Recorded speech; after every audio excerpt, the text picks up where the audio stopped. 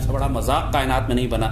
پہلے یہ 10-12 سال بھاگتے دوڑتے ہیں کہ مقدمہ ثابت کرو, جب پکڑا جاتا ہے کوئی تو فوراً 1% 2% دے کے پلی بارگن کر کے نکل جاتے ہیں. اس سے بڑا ذلیل مذاق ہی قوم کے ساتھ نہیں ہو سکتا. سر دیکھیں نا, کوئی ایک شخص تو اس ملک میں ایسی, چونکہ ہمارے ملک میں نظام ایسے ترتیب پا گیا ہے کہ کوئی ایک شخص آ کے نہ اب عدلیہ کو ٹھیک کر سکتا ہے. جی ایک شخص کر سکتا ہے, کوئی بڑی بات نہیں. آپ اگین وہی بات میں نے کہا کہ یہ ایک کمزور اور غلام ذہنیت ہے پوری قوم کی کہ ایک شخص کیسے ٹھیک کرے گا. ایک شخص ہی ٹھیک کرے گا, لیکن اس کے ہاتھ میں اختیار ہونا ضروری ہے, جس کو بزرگوں نے کہا ہے کہ ڈنڈے والی سرکار, ایک لفظ استعمال کیا. جی ٹھیک ہے سر, لیکن سر اختیار دینے والے بھی مختلف. اختیار دے گا نہیں, وہ لے گا خود, کیونکہ اختیار اس کو حالات دیں گے, اللہ دے گا, وہ خود اس کے ہاتھ میں آ جائے گا. آپ اتنے سر خوفزدہ ہیں, آپ نام لینا نہیں چاہتے کہ اس کو مروا دیا جائے گا. نہیں, تو وہ جب شخص آئے گا تو اس کو, میں نے ایک فرد کی بات نہیں کی, میں نے گروپ کی بات کی. اس طرح میں 10 نام لے سکتا ہوں پیٹریوٹس کے کہ جو اچھے لوگ ہیں پاکستان میں, لیکن میں نے کہا ان کو لوگ مار دیں گے.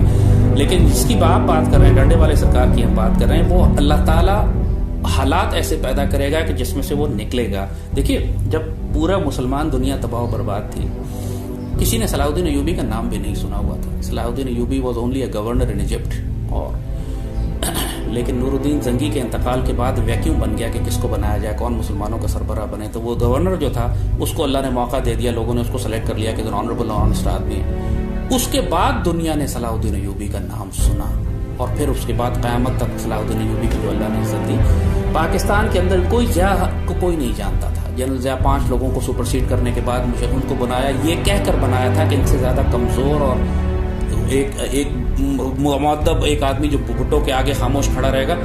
اور اسی ضیاء نے آ کے پھر سپر پاور سوویت یونین کو توڑ دیا, اور کشمیر کی آزادی اور خالصتان اور پوری دنیا میں مسلمانوں کی leadership. You can not predict what Allah plans, وَيَمْكُرُونَ وَيَمْكُرُ اللَّهُ وَاللَّهُ خَيْرُ الْمَاكِرِينَ.